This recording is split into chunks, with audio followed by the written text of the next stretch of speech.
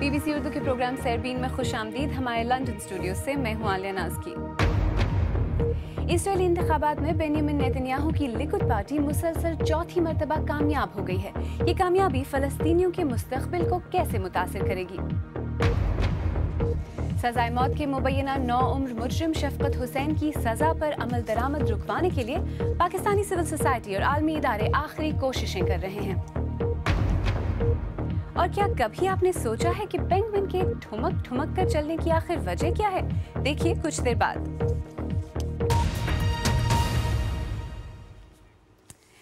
اسرائیل کے پارلیمانی انتخابات میں وزیر اعظم بنیامن نیتنیاہو کی دائیں بازو کی لیکوڈ پارٹی نے غیر متوقع طور پر چوتھی بار کامیابی حاصل کر لی ہے. اس کامیابی کے بعد اب مشرق وسطیٰ کے مسئلے کے حل کے بارے میں خدشات مزید بڑھ گئے ہیں. اسرائیلی پارلیمان میں کل 120 نشستیں ہیں، جن میں سے لیکوڈ پارٹی نے 30 نشستیں حاصل کی ہیں. بائیں بازو کی جانب جھکاؤ رکھنے والے زائنسٹ یونین نے 24 نشستیں جیتیں، جبکہ اسرائیلی عربوں کی اکثریت والے عرب اتحاد نے 14 سیٹس حاصل کر کے ملک کی تیسری سب سے بڑی سیاسی قوت کا درجہ حاصل کیا ہے. سیاسی مبصرین کا خیال ہے کہ بنیامن نیتنیاہو اب دائیں بازو کی چھوٹی جماعتوں کے ساتھ مل کر مخلوط حکومت قائم کریں گے. تفصیل کے ساتھ ایمن خواجہ. کیا یہ کہیں سے ہار ماننے والے لگتے ہیں؟ صرف ایک دن قبل انتخابات ان کے ہاتھوں سے نکلتے ہوئے نظر آ رہے تھے، لیکن آج ان کے حامی ان کے نام کے نعرے لگا رہے ہیں اور بنیامن نیتنیاہو اپنی فتح کی خوشی منا رہے ہیں.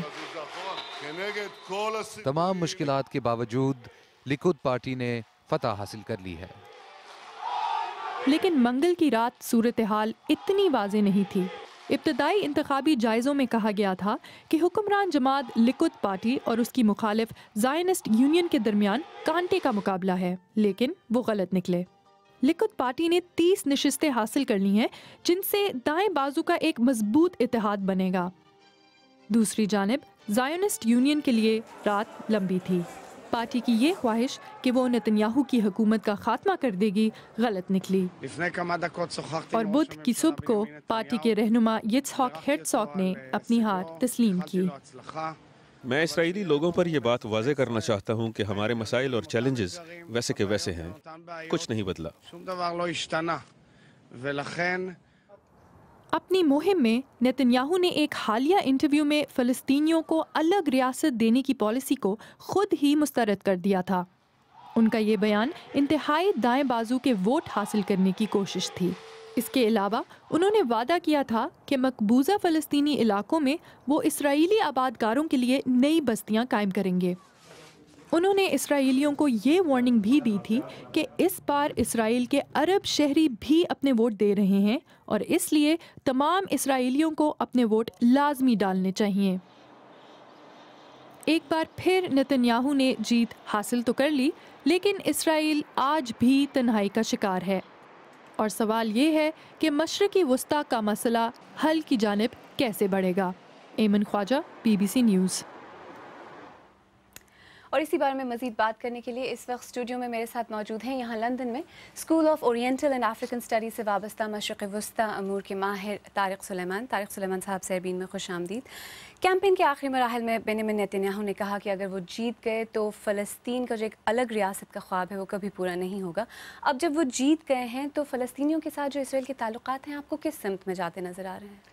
اصل میں ہمیں یہ چیز سمجھنی چاہیے کہ اگر لیونی اور ہرزک بھی آ جاتے تو ان کا ویژن جو تھا وہ بھی جیوش سٹیٹ کے لیے تھا، لیکن وہ فلسطینیوں کو جیوش سٹیٹ کے لیے اتنا ہی خطرہ سمجھتے ہیں جتنا نیتنیاہو. لیکن فائدہ یہ ہے کہ نیتنیاہو کے آنے کی وجہ سے اب یہ بہت واضح ہو گیا ہے کہ کون سا کورس فلسطینیوں کو لینا چاہیے. اگر لیونی اور ہرزک آ جاتے تو امریکہ اور یورپ کا ایک پریشر ہوتا فلسطینیوں کے اوپر، کیونکہ ایک ایلوژن تھا 2 اسٹیٹ سولوشن کا جو کہ وجود میں شاید نہ آتی اس وقت بھی. لیکن اب یہ ہے کہ فلسطینیوں کے پاس انٹرنیشنل لیول پہ ڈپلومیٹک کیمپین کا ایک پریشر جو بلٹ ہوگا، اس کو یورپ کی اور امریکہ کی بھی سپورٹ حاصل ہوگی. طارق سلیمان صاحب، کہا جا رہا تھا ان انتخابات کے بارے میں کہ روزمرہ کے جو مسائل ہیں جیسے اکانومی ہے یا پھر سوشل جو ایشوز ہیں وہ کافی اہم ہوں گے، لیکن جس طرح کے نتائج سامنے آتے ہیں لگتا ہے لوگوں نے پھر صرف سیکیورٹی کو دیکھ کر ہی ووٹ ڈالا۔ اصل میں یہ صرف سیکیورٹی کا ایشو اتنا نیرولی نہیں ہے، اس لیے کہ جب نتنیاہو کانگریس میں گئے اور انہوں نے اسپیچ کی اس کے فوراً بعد تھوڑا سا گراف ان کا اوپر گیا، لیکن وہ فوری طور پہ ایڈجسٹ ہو گیا تھا۔ اس کا مطلب ہے کہ security in it self as such اتنا بڑا ایشو نہیں ہے جتنا کہ لینڈ کا ایشو ہے اور پیلسٹینینز کا ایشو ہے جو سیکیورٹی سے سیپریٹ ایشو ہے۔ ہوا یہ تھا کہ بلکہ جس دن الیکشن ہو رہے ہیں اس دن Netanyahu came out and he very واضح طریقے سے انہوں نے کہا کہ جی وارن کیا اپنے لوگوں کو کہ آپ یہ دیکھیں کہ اسرائیلی عرب جو ہیں وہ جوک در جوک آ کے وہ الیکشنز میں حصہ لے رہے ہیں۔ آپ نے اسرائیلی عربوں کی بات کی، اس بار جو عرب اتحاد ہے ان کو بھی 14 سیٹیں ملی ہیں، یہ کتنا اہم ہے اسرائیلی پولیٹکس کے لیے؟ اصل میں یہ پہلی مرتبہ، پہلے تو یہ کہ اسرائیلی عربز اکٹھے ہوئے ایک پلیٹ فارم پہ، اور اب یہ کب تک اکٹھے رہتے ہیں کیونکہ یہ بہت ہی ڈفرینٹ سکولز آف تھاٹ سے تعلق رکھتے ہیں، کچھ ریلیجیس بھی ہیں، کچھ کمیونسٹ بھی ہیں، کچھ لبرل ہیں، کچھ سیکولر ہیں۔ اب ان کو ایک یہ جو کامیابی حاصل ہوئی ہے، ہو سکتا ہے یہ ایک کوہیسو ان کو ایلیمنٹ دے دے اور یہ اکٹھے رہے، یہ بہت بڑا اہم رول ادا کر سکتے ہیں۔ اب ڈپینڈ کرتا ہے کہ یہ پازیٹیو رول اگر ادا کرتے ہیں، کیونکہ یہ یاد رہے کہ اب تک اسرائیل کے اندر فلسطینی جو ہیں یا عرب وہ سیکنڈ کلاس سٹیزن ہیں، ابھی تک ان کو پورے رائٹس میسر نہیں ہیں۔ طارق سلیمان، ہم سے بات کرنے کا بہت بہت شکریہ۔ آئیے پاکستان چلتے ہیں، جہاں سزائے موت پر پابندی ختم ہونے کے بعد پاکستانی ریاست کل صبح 5 بجے مزید 2 مجرموں کو پھانسی دینے جا رہی ہے۔ ان میں سے ایک شفقت حسین ہیں، جن کی سزا سنائے جانے کے وقت مبینہ کم عمری کے معاملے نے ان کی پھانسی متنازع بنا دی ہے۔ شفقت حسین کی پھانسی کے خلاف اسلام آباد میں آج ایک احتجاجی مظاہرہ کیا گیا، جبکہ ان کے اہل خانہ نے ان کی پیدائش کا ایک سرٹیفکیٹ بھی پیش کیا ہے۔ اسلام آباد سے ارم عباسی۔ شفقت حسین کی پھانسی روکنے کے لیے آج ایک آخری کوشش کی جا رہی ہے۔ یہ وہ کاغذات ہیں جو کہ وزارت داخلہ کو بھجوائے گئے، جس کے مطابق جب شفقت حسین کو سزائے موت دی گئی اغوا کے جرم میں تو ان کی عمر صرف 13 برس سے کچھ ہی زیادہ تھی۔ شفقت کی عمر کے تعین کے معاملے نے اس مقدمے کو متنازع بنا دیا ہے۔ وزیر داخلہ 2 بار مجبور ہوئے کہ پارلیمان میں اس مسئلے کو اٹھائے۔ شفقت حسین کی پھانسی کے خلاف جہاں سوشل میڈیا پر مہم چل رہی ہے، وہاں آج اسلام آباد میں ایک تنظیم اس پھانسی کے خلاف احتجاج کر رہی ہے۔ ہم اس احتجاج کی کرتا دھرتا اریبہ سے بات کرتے ہیں اور ان سے ہم یہ پوچھنے کی کوشش کریں گے، اریبہ، پشاور حملے کے بعد ریاست اب تک 39 مجرموں کو سزا دے چکی ہے، سزائے موت، تو آپ کے خیال میں شفقت کی پھانسی اتنی متنازع کیوں ہے اور کیا ریاست کے پاس اتنے وسائل نہیں کہ اس کی عمر کا تعین کر سکیں؟ دیکھیں، شفقت کی جو اس وقت پھانسی کا معاملہ چل رہا ہے، سرکاری وکیل جو اس کو ملا، اس نے پہلے تو پیشیوں پہ حاضر ہونے کا تکلف ہی نہیں کیا، اور جب اس کو شو کاز نوٹس ملا وہ گیا، اس پیشی پہ گیا تو اس نے اپنا ریزگنیشن دیا کہ جی دیکھیں یہ بہت ٹائم لیتا ہے یہ کیس اور یہ مفت کیس ہے، میں نہیں کرنا چاہتا۔ At that point in time یہ کویسچن ہی ریز نہیں کیا گیا کہ یہ جوونائل ہے۔ پاکستان میں سزائے موت سے متعلق رائے منقسم ہے۔ بعض لوگوں کے خیال میں پاکستان حالت جنگ میں ہے، اس لیے سزائے موت ہونی چاہیے، لیکن بین الاقوامی تنظیموں سمیت بیشتر ایسے پاکستانی ہیں جو کہ سوال اٹھا رہے ہیں کہ کیا پاکستان کا شواہد جمع کرنے کا نظام یا انصاف کی فراہمی کا نظام اتنا مضبوط ہے کہ بے گناہ سولی پر نہ چڑھے اور گناہ گار بچ نہ سکے؟ ارم عباسی، BBC نیوز، اسلام آباد۔ آئیے اب دیکھتے ہیں کہ اس بارے میں آپ ہمارے سوشل میڈیا صفحات پر کیا کہہ رہے ہیں۔ اشفاق ترین پشاور سے لکھتے ہیں، جیسا کہ سب جانتے ہیں یہ اسلامی جمہوریہ پاکستان ہے، لہٰذا اس سلسلے میں شرعی حکم کی طرف رجوع کیا جائے۔ سردار باسط حنیف راولاکوٹ سے لکھتے ہیں، یہ پھانسی روک کر تحقیق کی جائے، پاکستان میں اکثر فیصلے غلط ہوتے ہیں۔ خان آغا چارسدہ سے لکھتے ہیں، جس نے سزا سنائی ہے ان سے پوچھو کہ یہ سزا کس قانون کے تحت دی ہے، عام عوام کو قوانین کا کیا پتہ۔ اور اب کچھ مختصر خبریں۔ ट्यूनिस के सरकारी ज़राए इब्लाग के मुताबिक मुल्क की पार्लियामेंट के करीब वाक़े अजायब घर में फायरिंग के नतीजे में 7 गैर मुल्की सयाहों समेत कम अज़ कम 8 अफराद हलाक हो गए हैं। बरतानवी खबर रसा एजेंसी रॉयटर्स ने एक सरकारी एहलकार के हवाले से बताया कि पार्लियामान के करीब वाक़े अजायब घर में मुतअद्दिद सयाहों को यरगमाल भी बना लिया गया है। सर्बिया में हुक्काम ने 1995 में स्रेब्रेनित्सा में बोस्नियाई मुसलमानों के कत्लेआम के इल्ज़ाम में 7 अफराद को गिरफ्तार किया है। दूसरी जंग अज़ीम के बाद इसे यूरोप में होने वाला बदतरीन कत्लेआम करार दिया जाता है, जिसमें 8000 मुसलमान मर्द और नौजवानों को कत्ल किया गया था। शाम में सरकारी फौज का कहना है कि उसने मुल्क के शुमाल मगरबी इलाके में एक अमरीकी ड्रोन तैयारे को मार गिराया है। अमरीकी महकमा दिफा ने अपने एक ड्रोन तैयारे से राब्ता मुनक़ता होने की तस्दीक की है, ताहम उसका कहना है कि ये वाज़ेह नहीं कि इसे गिराया गया है।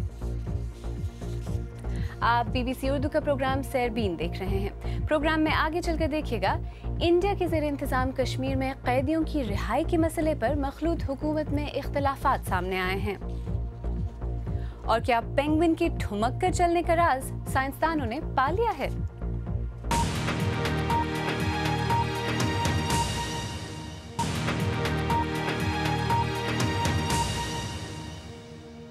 BBC उर्दू के प्रोग्राम सैरबीन में एक बार फिर खुशामदीद। मैं हूं आलिया नाज़की। इंडिया के ज़ेर इंतज़ाम कश्मीर में कैदियों की रिहाई का मामला रोज़ बरोज़ पेचीदा हो रहा है। गुज़श्ता दिनों एक अलहदगी पसंद रहनुमा की अदालती कार्रवाई के तहत रिहाई के बाद BJP की हिमायत याफ्ता मकामी हुकूमत दाखिली कशीदगी का शिकार हो गई है। कश्मीर में पब्लिक सेफ्टी एक्ट या PSA के तहत मुश्तबा अफराद को गिरफ्तार और कम अज़ कम 2 साल तक अदालती समाअत के बगैर कैद में रखा जा सकता है। एमनेस्टी इंटरनेशनल ने हालिया बयान में इंकिशाफ किया है कि कश्मीर में PSA का नाजायज़ इस्तेमाल हो रहा है। श्रीनगर से रियाज मसरूर की रिपोर्ट। हिंदू अक्सरियती जम्मू खित्ते में यह हंगामा कश्मीरी अलहदगी पसंद रहनुमा मसरत आलम की रिहाई के खिलाफ हो रहा है। वज़ीर आला मुफ्ती सईद की मुश्किल ये है कि इनके इक़्तिदार में इन्हीं की शरीक जमात BJP इनके फैसलों को वीटो कर रही है, लेकिन आम कश्मीरी कैदियों की रिहाई का खैर मकदम करते हैं। जब आप इनको कैद में रखोगे then how can any step be taken? It was a very first step and जब ये नहीं पॉसिबल हुआ तो हम आगे क्या एक्सपेक्ट कर सकते हैं? 44 साला मसरत आलम पर 5 साल कबल कश्मीर में एहतजाजी तहरीक की क़यादत करने का इल्ज़ाम है। इन्हें गुज़श्ता दिनों 5 साल की कैद के बाद अदालत ने रिहा कर दिया। इनका कहना है कि इनकी रिहाई के मामले पर सियासत की जा रही है, वरना ये खालिस अदालती फैसला है। अगर हंगामा वहाँ हो रहा है तो ये अल्लाह का करम है। देख लीजिए, आप एक आदमी की रिहाई से इतना बड़ा मसला बना रहे हैं, तो इससे आप अंदाज़ा लगा सकते हैं कि रियासती जम्मू कश्मीर का जो भारत के साथ जो जबरी ताल्लुक़ है, तो इसका आपके सामने इसका बहुत बड़ा सबूत है। ये इस मामले की वजह से BJP और PDP के सियासी इत्तेहाद को भी खतरा लाहक हो गया था और भारतीय पार्लियामान में वजीर आज़म को इस फैसले से लाताल्लुक़ होना पड़ा कि सरकार ऐसी किसी भी हरकतों को स्वीकार नहीं करती है।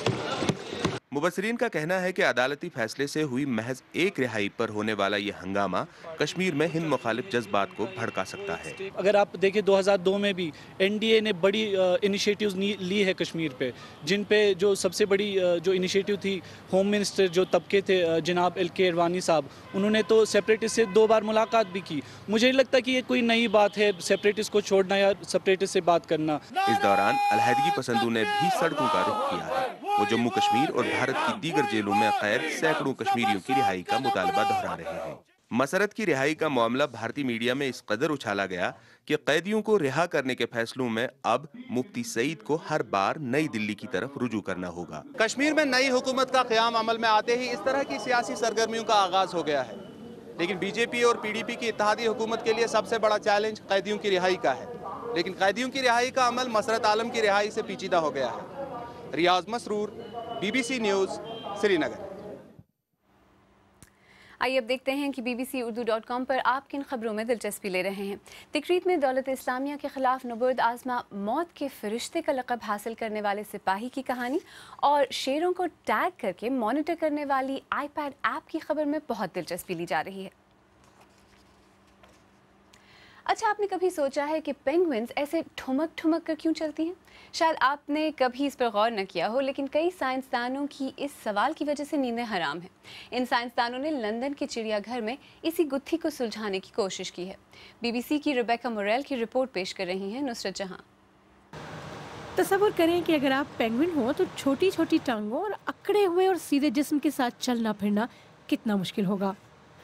लंदन के चिड़ियाघर में साइंसदान ये पता लगाने की कोशिश कर रहे हैं कि पेंगुइन्स की इस ठुमकती चाल का सबब क्या है। पेंगुइन्स के साथ एक टेस्ट किया जा रहा है जिसमें पेंगुइन्स को उस ट्रैक पर लाने की कोशिश की जा रही है जिसमें सेंसर्स लगे हुए हैं, लेकिन ये कोशिश हमेशा प्लान के मुताबिक काम नहीं करती। काफ़ी मेहनत के बाद उन्हें इस ट्रैक पर राग़िब किया जाता है। हम ये जानने की कोशिश कर रहे हैं कि पेंगुइन अपनी इस ठुमकती चाल में अपने पैरों का किस तरह इस्तेमाल करते हैं। चलते वक्त जब उनका जिस्म दोनों जानिब घूमता है तो वो उसे संभालने के लिए कितना ज़ोर लगाते हैं और इस दौरान उनकी टांगें ऐसा कैसे कर पाती हैं, और ये कि उनकी चाल का मुवाजना दूसरे परिंदों से कैसे किया जा सकता है। आप पेंगुइन्स के बहुत नज़दीक जाकर ही देख सकते हैं कि कितने अजीब ढंग से उनकी टांगें एक दूसरे से कितनी नज़दीक हैं। दरअसल पेंगुइन्स हमेशा से ही ऐसे नहीं चलते थे। उनकी पुरानी नस्लों की चाल बहुत पुरवकार हुआ करती थी। कदीम ज़माने में पेंगुइन्स का कद इंसानों के बराबर हुआ करता था। उनकी वज़न मुतवाज़ी थी और टांगें भी मुख्तलिफ हुआ करती थीं।